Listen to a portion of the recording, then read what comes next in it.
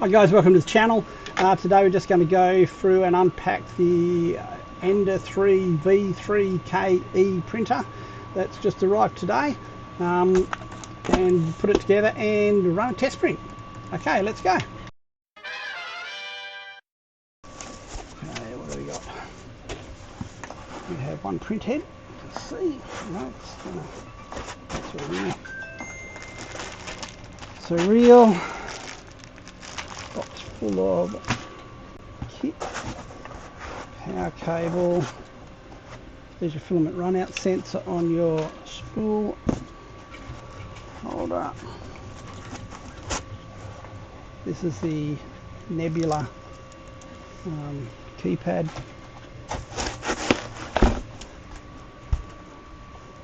Nothing else in there. Okay. So there we go, it's the frame. Put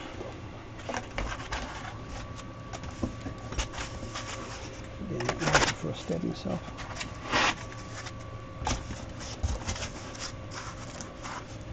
Okay. That's the base.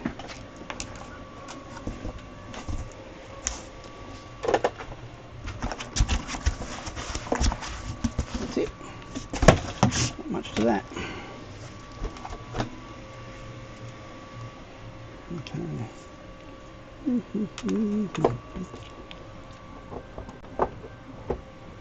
going to go on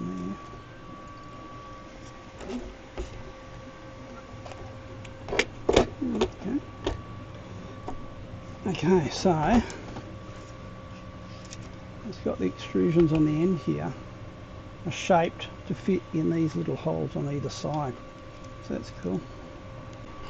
Okay guys, so it's a good idea to get a square, something that's at a right angle, to make sure you're going to be nice and straight when you do things up, yeah? Let's have a look. We've got a quick guide here. Another one of these. So with these guys it's really good because they fit inside this sort of thing when you're cleaning out print heads, yeah? See, oops. They fit in perfectly down through the extruder. So they're a good little addition that Creality's done. I will just quickly follow the instructions because, you know, there's a cable in there, is there? You see?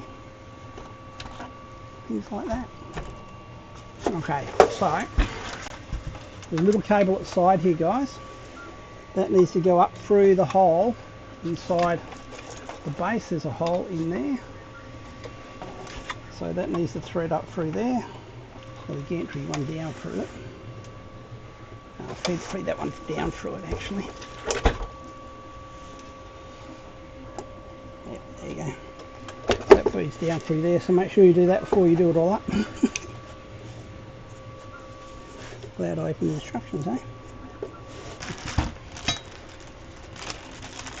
Okay, so this basically tells you to put all the screws in. So there's a USB toolkit, screws, a spare hot end, that's good. These will be the clippers, no doubt. Yep, that one.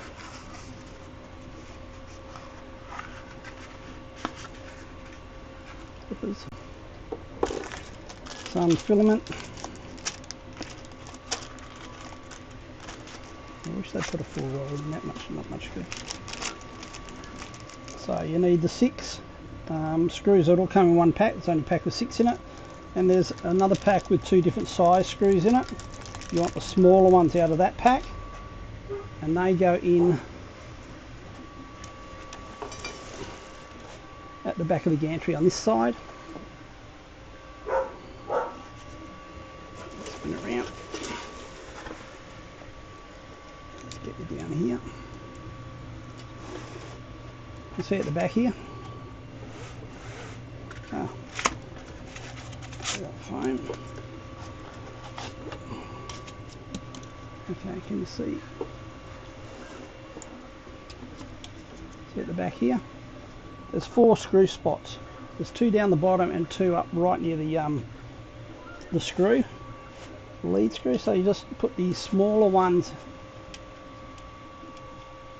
down in the bottom bit here, and then the bigger ones go in everywhere else. So there's 2 go on the bottom on this side, opposite the, where are we? Just here. So you've got the 2 on the lead at the front of the lead screw here, and then there's another 2 that go underneath. That is, you're looking from the front and the right hand side.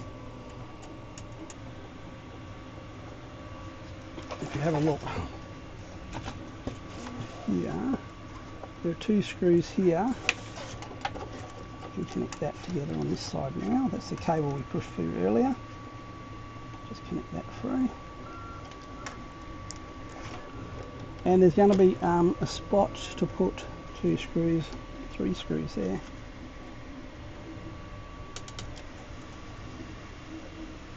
Oh, there's a 3rd screw on this side as well. Okay, so there's 3 screws on each side. I don't know if you can see the 3 screws that need to go in.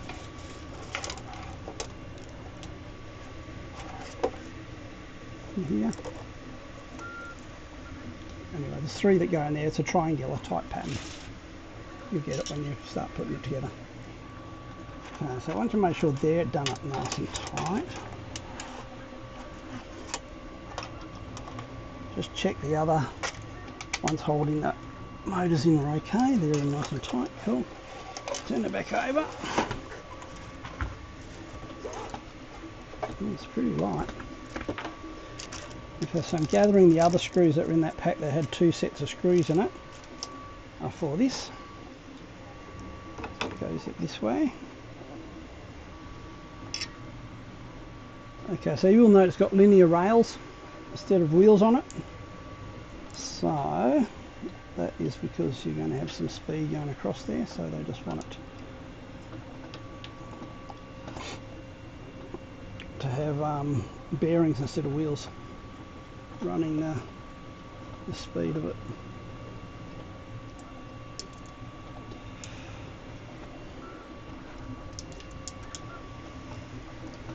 Okay, so plug it in, plugs in at the side here, and there's a little arrow to show which direction the filament goes in. Of course, it's going to come from the top and go down. That doesn't need to be tight, that can be loose and wiggle around so then it doesn't bind up the filament as it's coming through in case it gets on a bit of a funny angle. Now what I'm going to do is just make sure all these other Allen keys up here are all tight. You can do with half a turn or so. So basically anywhere I see a screw, I'm just going through and making sure that they're done up reasonably tight, except for the lead screw ones here. I did the finger tighten and I backed them off half a turn. I'm not 100% sure on those ones, but a lot of the times they need them a bit loose. A little bit of time it takes you here just to check all the screws while you've got it all in front of you. It might save you a lot of headaches later. So there's one at the back here that goes into the back. It's just at the back here, right above the label. So that one puts tension on this belt. So it's pulling this pulley back. So don't over tighten that one because you don't want that too tight. You want it snug but not massively tight, so it's going to bind up when it tries to move. Now it's got a PEI plate, got a smooth back and a textured surface. So the good thing about these new plates that Creality are doing, they've got these little, I don't know if you can see the little grooves in them there. Little grooves, they've got one on each side. And they fit into the screws. There's 2 little screws sticking out. And to line it up, you just get the screws right in the middle of those notches. Then just put it down and it's all lined up for you. Okay, so this ribbon cable comes up the top here and fits inside here. So this is all your connections for your fans and your hot end and your thermistor. So it's all in this ribbon cable. So underneath the print head here, we've got little short leads that run into another board, usually that's on here, and this plugs into it. Okay, so make sure the ribbon cable goes underneath the bar here, because you don't want it going over the top here because it's going to run into that. So it's got to go under the bar. Now the other end of the cable, or at the top, there's another, this way, there's another little cable that goes into the extruder down here. So that just goes, there's only one way to go in. So there, we've also got down the bottom here on the lead screw, we've got another cable that plugs into there. Once again, only goes in one way.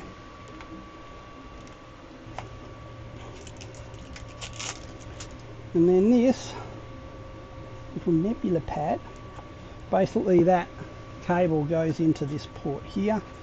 We've got a USB-C port there. I'm gathering that is for when you want to do the upgrade on the screen. When they have firmware upgrades, you'll use the USB and plug it in. We've got two USB ports on the side. Yes, because this is a nebula, guys, you can also put a camera in it. So one port will be for the camera, one will be for upgrades. I'm thinking, I'm not sure what the other port's for though, because with the nebula I can only attach one device. I was under the understanding this must be to hold that in place. Okay, so the bit with the that comes with the print head, the spare print head you've got, that will go over here and hold, and just put the screws in, it will hold that in place. Just stop it accidentally coming out and take some of the strain off the joint. Okay, so that is going to take the strain off the plug, and it's not going to pull on the plug as this is moving around. So that's what that is for. These three screws are to go in the three holes in the side of your, there's one there, one there, one there, and that will sit at the side here. There's only three screws.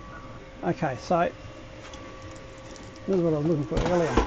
So on the back of the extruder here, you've got the indications on the cable, and they've got two little hooks on them. Right. Might be easier to do it where the tape isn't, and then wiggle the tape through. The tape's on there to protect the cable, so make sure that's the bit that's going through there. The spool holder goes on, you undo it like so, it will go through. So as you see, it's got a, it's not a screw, yeah, it's just got a push in, twist, that's it, doesn't screw on. So it just goes in there, you come around here, you push in, you just twist it until it locks in place, and that's it. You can't screw up any tighter, yeah. The power cord goes in the side here. Now, before you plug it in, guys, on the back, I don't know if you can see it, on the back here, there's a power indicator. You're either 110, 115, 110 or 230, 240, yeah? So I'm in the 230, so I've got to make sure it's in the 230. Especially important if you're in the higher electricity grid, that you don't have it on 115 because you'll blow your board. If you got it on 230 and you switch it to 115, it's not so much of a big deal because they're not going to have excess power, you're going to have too little power, just won't work properly. But make sure you check your power setting before you plug it into your power outlet. And stupid me, this is why I hate these things. Okay, so what I'm going to do is use some Creality Hyper PLA that I have, not the stuff that was sent, because I dropped it and it is a big tangled mess now. So when it doesn't come on a reel, it makes it really hard. Now when I put them away in a bag, because I only use this for good stuff, I put in all your filament reels come with a little silicone pack. So I put them in a bag. I put a heap of them in the bag, so I always save them. And it's a Ziploc bag. Put the reel in there, the moisture silica packs keep the moisture at bay a bit, and of course you try and seal it with the resealable seal on the bag. Try and push out as much air as possible, and it should come out fairly dry. If not, best thing to do is get a filament dryer. Creality's got one just around the corner coming out. Okay, let's turn it on and go through the setup. Okay, so it's touchscreen, so we're going to want English.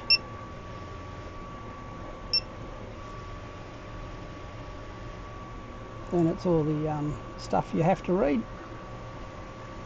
I'm just going to say, yep, next step.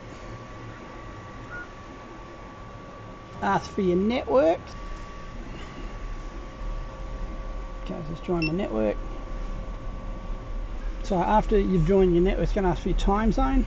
So join the network mainly because I think that there might be updates and stuff and any fixes, so I'm just going to make sure that I have them.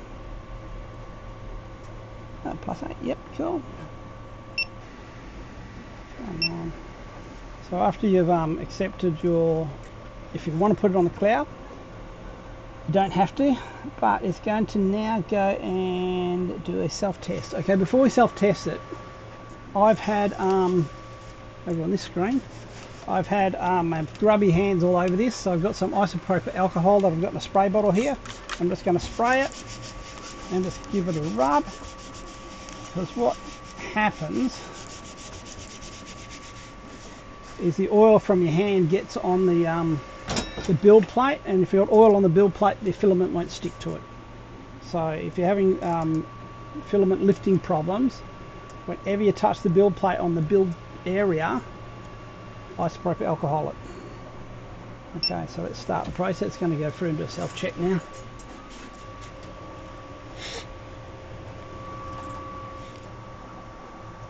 Okay, so it's heated up the nozzle, it's now heating up the bed.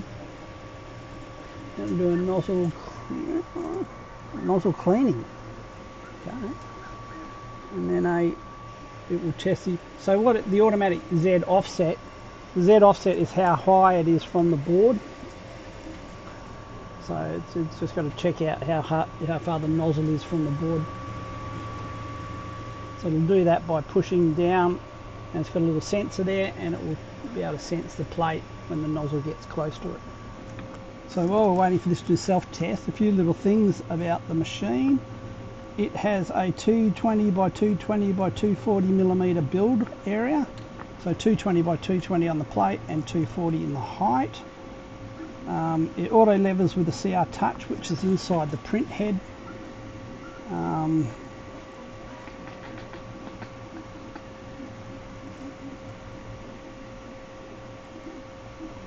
Its typical printing speed is meant to be 300 millimeters per second. Maximum print speed is 500 mils a second. Maximum acceleration is 8,000 mils a second. And nozzle temperature is 300 it gets up to. The hotbed gets up to 100. Filaments it takes are PLA, PETG, ABS, TPU, 95A TPU that is, it doesn't take all of it. ASA, it's got power loss recovery, so if you lose power, it will recover the print. We know about the filament detection when we put that in. You can print over the LAN or via USB. Now the two sockets that were had on the side of the nebula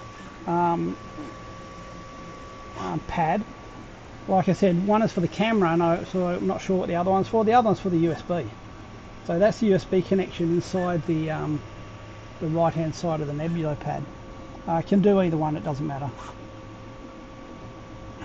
The file formats it takes are STL, OBJ, 3MF and AMF.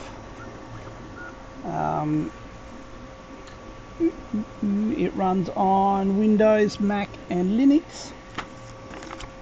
And that's about it. Self-test complete. Okay. Let's have a look. Okay.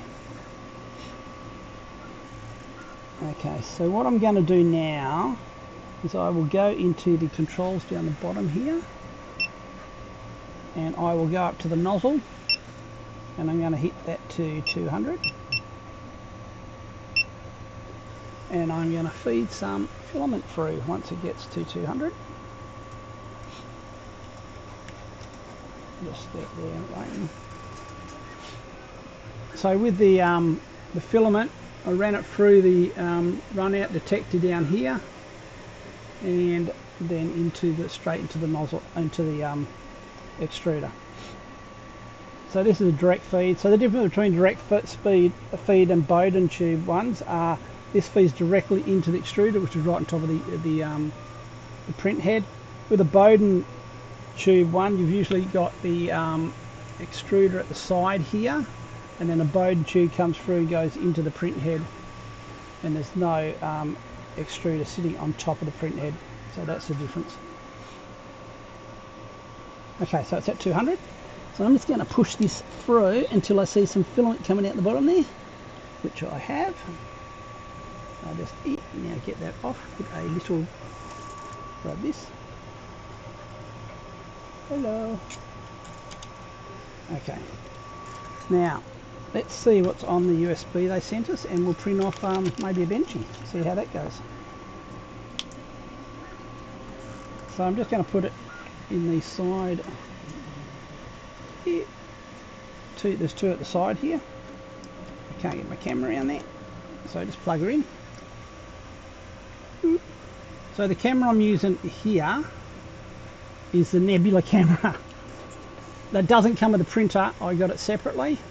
But you can buy the pad, which is this pad separately, and the camera separately, and attach it to other printers. Okay, so from here you go down to the folder icon, which is the third one along, and we go into the USB. So it's obviously got some type where it can store it locally, and I'm gathering if it's anything like the K1, as you print it'll store the file on the printer.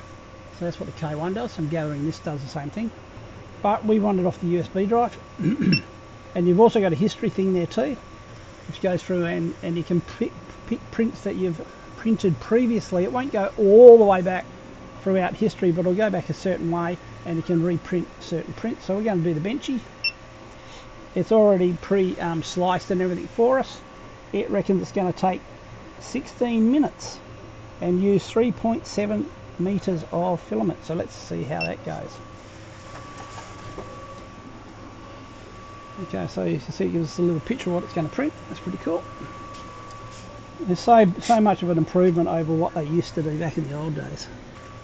So it's going down now and just checking the get that bit of filament out of there. Checking the height of the bed. It'll then heat everything up, which it's doing now. As you can see, the nozzle's up to temperature, and it's just printing and heating up the bed now. I wonder what sort of filament it's told it. So this hyperfilament that I'm using, that I've had previously, that is for the high-speed printers. So I've got it for my K1 Max, and it prints beautifully on the K1 Max. So I'm hoping it does the same thing on this KE printer. Now keep in mind that I'm not sure what filament that bench is done for. I'm gathering it's the filament that came with the printer. I've got no idea what that is. It's probably just their standard filament. But the hyper stuff's specifically made for high-speed printers. Okay, so taking the temperature down to 140 because it's going to do a bed level. Okay, that's why it's doing it. And then once it's done the bed level, it'll up the temperature again.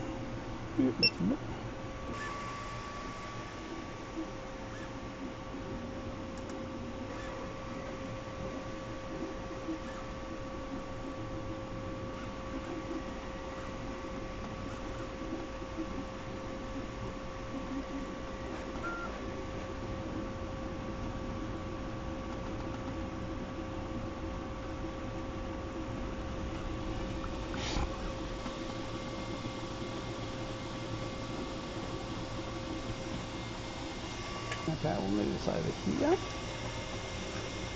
a look at the print.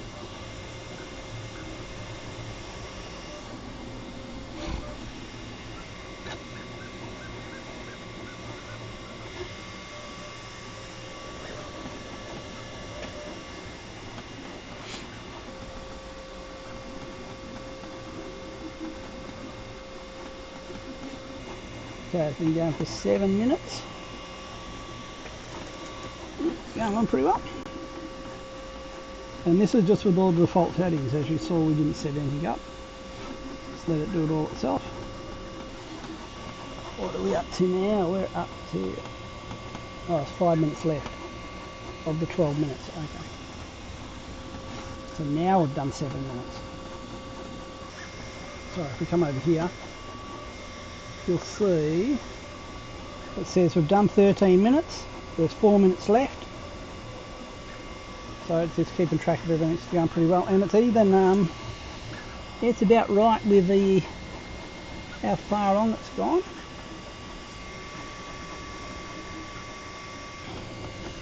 It's getting nearly ready to finish. Let's see, it says it's done 16 minutes now, 1 minute left. See how accurate it was.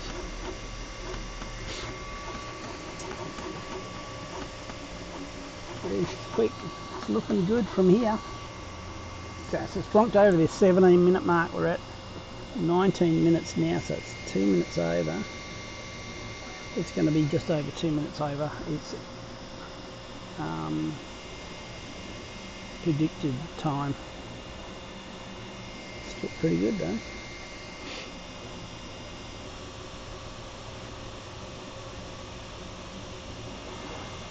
Okay, 19 minutes. Let's have a look. Okay, so the correct way to get the model off the bench, guys, of the bed, is to wait for it to cool down, and then you pull the build plate off like this and just flex it like that. Model's off. So you see it's bendy. And put it back on. Didn't need to touch the build plate either. And here's the model. Let's have a look at it on the little mini cam here. I'm just going to have to change the focus, sorry guys, to this one. Just so we get a better. Okay. So we have a look, and you know, remember that I did nothing except let it run all its tests. So on the bottom, it's you can read the text on the bottom. The sides are. It's the best place. The light's not very good. Anyway, you can see the sides. They're smooth. So look at the top. Top is ridged how it's meant to be. There is no stringing at all. Oh, sorry. Where is that? There's no stringing at all.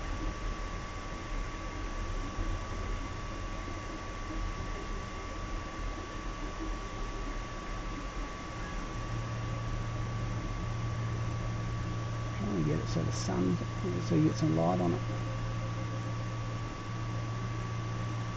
So that's a 9-minute benchy using Hyper PLA from Creality,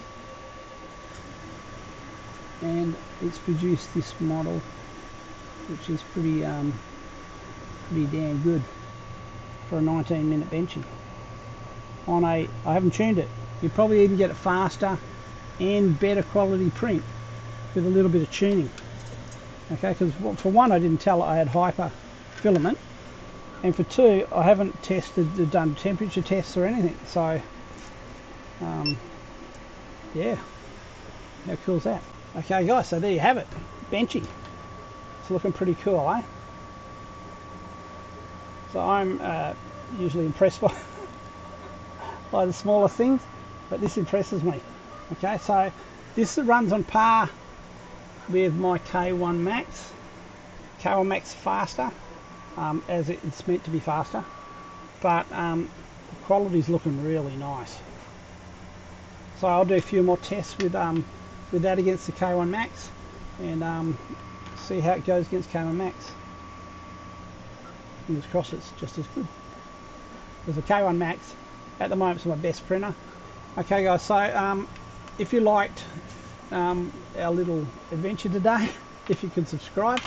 And if you have any suggestions of what you'd like discussed, or any questions or anything, just leave it in the comments below, and I'll do my best to answer them for you.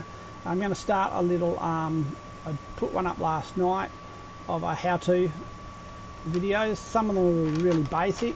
Okay, so a lot of new people getting into the hobby, of course, they know nothing, they start from scratch, so I'm just going to do little sort of short little videos of just each little thing that you can do. So I did temperature towers last night, so go have a look if you want to learn about temperature towers, and I go through and do a whole bundle of different small little clips of each one, so you can go in and just select and don't have to reel through a whole bundle of video to try and find stuff. It'll be just short and to the point, much as I can without waffling too much. So if you're interested in that sort of stuff, subscribe as well, because that way you won't miss anything. Okay guys, I hope this helped, and if you're interested, jump onto the Creality website. I think you've got an affiliate link down below for the Creality website. And what affiliate links does is you get it for the same price, but because you come through, because I've sent you to them, I get a it's like commission basically for sending you to them. But if you want to buy it by yourself without going through an affiliate, it's fine, but it just flings a little bit of commission my way. Not that I've had any so far. This printer and all the other printers, everything that you've seen me review and stuff, I've purchased out of my own pocket, so it does make things a little difficult when you're paying for everything and get nothing back for it, but I'm happy to do it. Gives me something to do, helps you guys. There you go. Okay guys, see you later, bye. Okay guys, thanks for watching. I really do appreciate the support. You might like one of these or one of these videos that I've made in the past, so feel free. Okay, thanks guys, bye.